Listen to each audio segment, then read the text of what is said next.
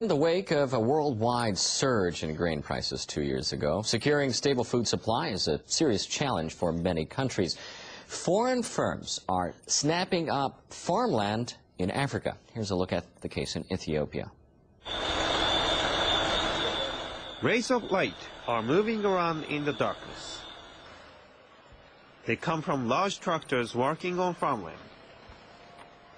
Foreign companies are scrambling to obtain farmland in Africa. This Indian company is the world's largest producer of roses. It decided to do business in Africa in order to take advantage of a rise in worldwide demand for grains. Well, they say it takes at least 5 months to cultivate such a vast land here. The company purchased farmland in Ethiopia in 2008. It plans to grow and export maize and other grains. Hanuman Sarao is an Indian supervisor of agricultural land. That side, right side you are seeing. You can see a belt of green trees over there. That marks the limit of our farmland. That is our north side border. The plot measures around 300,000 hectares, roughly 1.5 times the size of Tokyo. The land is worth just $10 a hectare. The company signed a 50-year lease with the Ethiopian government with assistance from the Indian government. Land as wide as this is available only in Africa. This continent offers many opportunities. Also for growing various crops.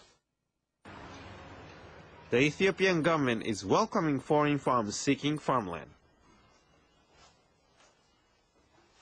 Indian company are now in Gambela. Also the Saudi Star, which is found 11,000 hectares of land in Gambela. Chinese investors are on process to have the land in Benshangul area. So far, companies from 5 countries have started or decided to start operations in Ethiopia. Behind the government's plan lies a serious food shortage continuing to plague Ethiopia. Ethiopians are practicing traditional farming methods using livestock. Therefore, they are currently using only 16% of the country's arable land. The government is depending on foreign investment to modernize agriculture and increase the grain harvest. Investors are coming, there will be technology, there will be capital stock, there will be job opportunity, there will be skill, there will be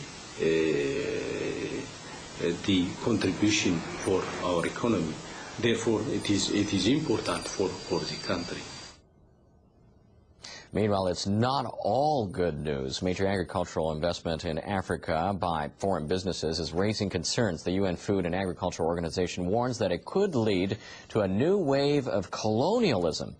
NHK World's Kohei Tsuji has more on the situation in Tanzania.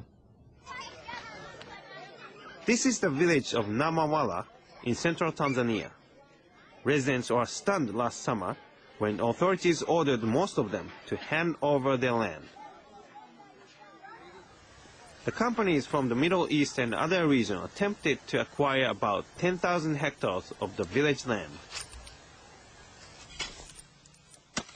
Zuberi Hamed is the head of the village. He says local government officials came to their village last August and forced them out. The officials ordered us to leave, even before we'd decided where to go. After all, there is nowhere else all the villagers can live together. We raise our children and lead a life on this land. We cannot earn a living in a different location. Empty homes and abandoned farmlands have become conspicuous in the village since the authorities banned agriculture. Families in this home and that one have already left the village. Villagers had no choice but to suspend the construction of an elementary school. About 200 children were deprived of school education. Hemed held a rally with residents to protest the government move. If foreign firms obtain our land, we won't be able to get food, feed our families, or allow children to go to school. What lies behind this problem? In many African nations, residents do not have the right to own land. In Tanzania, land is the property of the government. Residents are only allowed to use land. The authorities say the villagers of Namawala do not even have the right to use the land. But all of a sudden now, people have shown a very big interest in that particular land. And the villagers, for instance, they have seen it as now as an opportunity to get some money. Hemed and his villagers filed a complaint with the court over the ownership of the land. However, the authorities are boycotting the court sessions. Government officials came to us without advance notice and seized our land. Their action is nowhere near legal. We want to protect our land and the future of our land. Joining us in the studio is Kohei Tsuji, who filed this report. Thanks for coming in. The situation looks very complex. First off, will foreign investment, when they bring their money in, will they resolve such things as poverty and starvation in Africa? It really depends.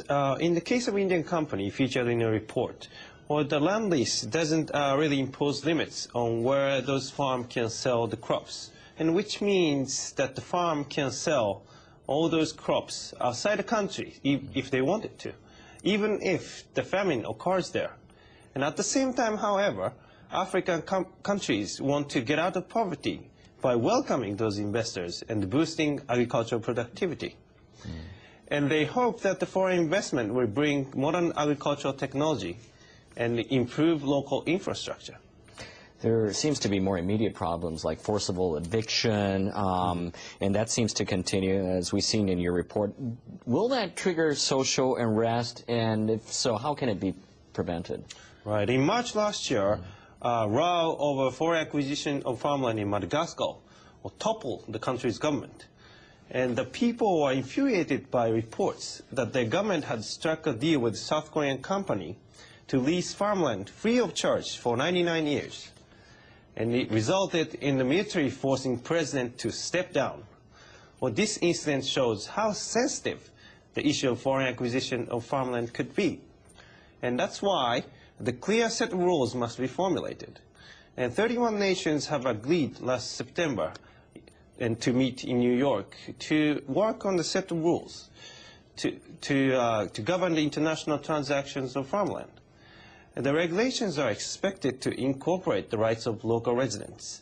But even if rules are set, there is no legal framework to enforce compliance.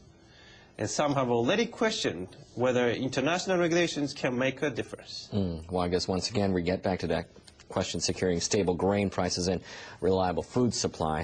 It's going to be a serious challenge, not for all these developing countries like Africa, but for industrialized nations as well. Thank you very much for coming in. Kohei Tsuji of NHK World.